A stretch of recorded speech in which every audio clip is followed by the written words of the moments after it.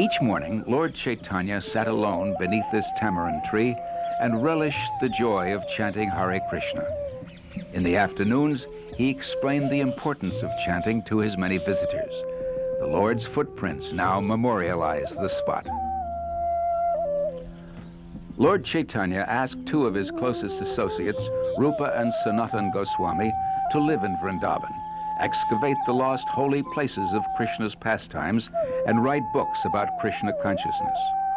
Rupa and Sanatan, along with 4 other inspired and scholarly Goswamis, contributed the largest and most consistent body of spiritual literature known in the world.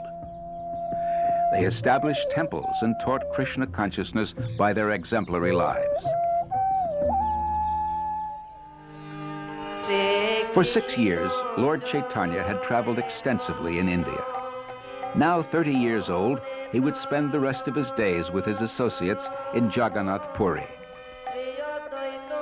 Now elderly, Haridas Thakur had moved from Navadvip to a small cottage near the Jagannath temple in Puri. Because he had been born an outcast, Haridas was not allowed in the temple. But Sri Chaitanya, who is Krishna himself, visited Haridas every day. One day, the Lord found Haridas ill. Haridas said, "My Lord, I think you will soon end your pastimes in this material world. Before that time comes, kindly let my body fall down in your presence."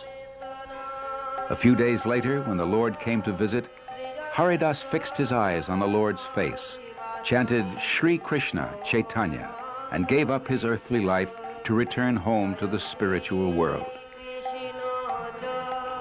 Out of love for this unparalleled devotee, Sri Chaitanya took Haridas's dead body and began to dance, while the entire city chanted Hare Krishna.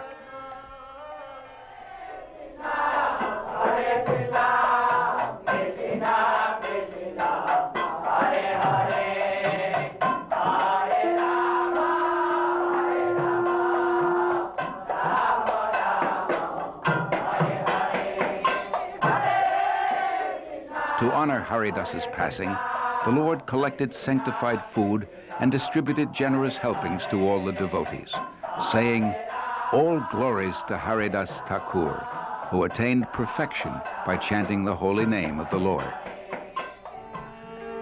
Sri Chaitanya stayed in Puri for 18 years. Each day he would chant and dance in the temple and instruct the countless people who came to him. At night he stayed in this room, called Gambira, where his sandals and water pot are enshrined today. Overwhelmed by the glorious sweetness of ecstatic love for Krishna, he experienced inconceivable transcendental emotions. One night, Sri Chaitanya happily wandered in a garden that resembled Vrindavan.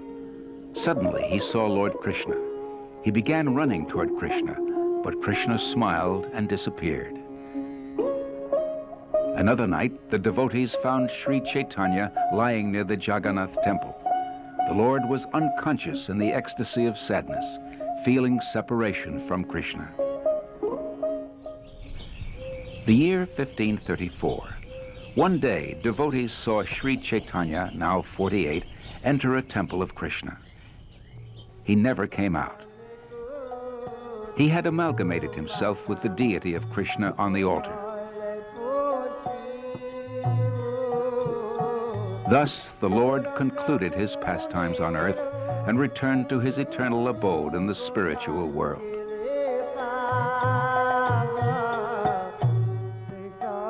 The immortal culture of Krishna consciousness, as presented by Sri Chaitanya, has been passed from one generation to the next through a succession of great realized teachers, including His Divine Grace A.C. Bhaktivedanta Swami Prabhupada, founder Acharya of the International Society for Krishna Consciousness.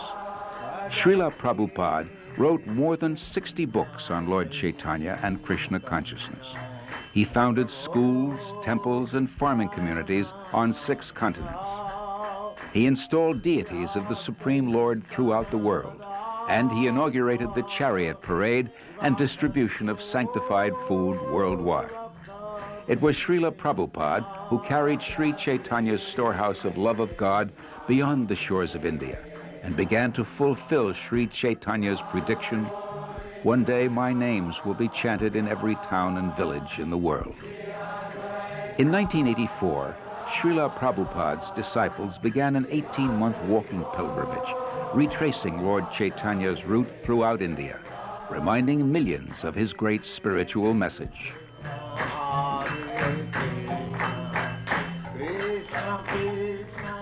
Although Lord Chaitanya's followers wrote hundreds of books, the Lord himself left only 8 verses.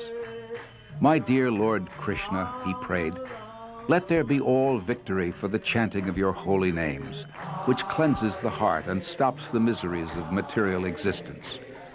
They are the prime benediction for all living entities, the life of all transcendental knowledge, and they enable one to taste full nectar at every step."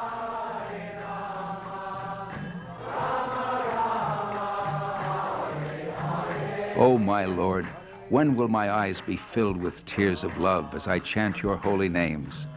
Because of separation from you, I consider a moment like a great millennium. You may embrace me tightly or make me broken-hearted by not being visible to me. You are completely free to do anything and everything, but you are my worshipable Lord, unconditionally."